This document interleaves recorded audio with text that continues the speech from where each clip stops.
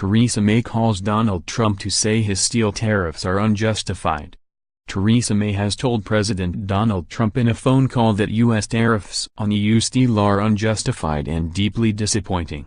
The Prime Minister's official spokesman characterized the 30-minute call as constructive and said they agreed to discuss the issue further at the G7 summit in Canada later this week.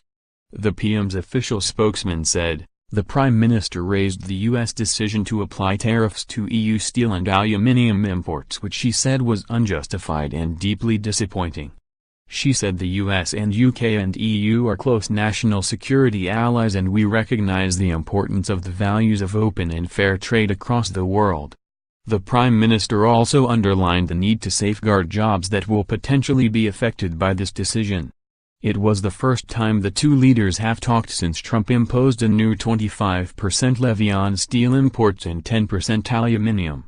The call came shortly before International Trade Secretary Liam Fox addressed MPs in the House of Commons on the tariffs, which he described at the weekend as wrong and illegal. Mr. Trump originally imposed the tariffs in March, saying a reliance on imported metals threatened national security. But he exempted Canada, Mexico and the European Union to buy time for negotiations, a reprieve that expired at midnight on Thursday.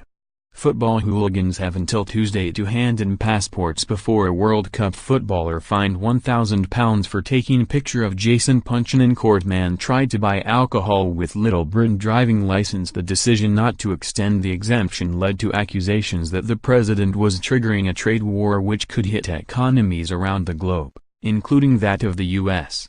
May's spokesman stressed that the UK was seeking an exemption from the tariffs as part of the EU, and not trying to strike its own deal with Washington. He said, "We are members of the European Union and we have been clear that we and our EU allies are seeking an EU-wide exemption."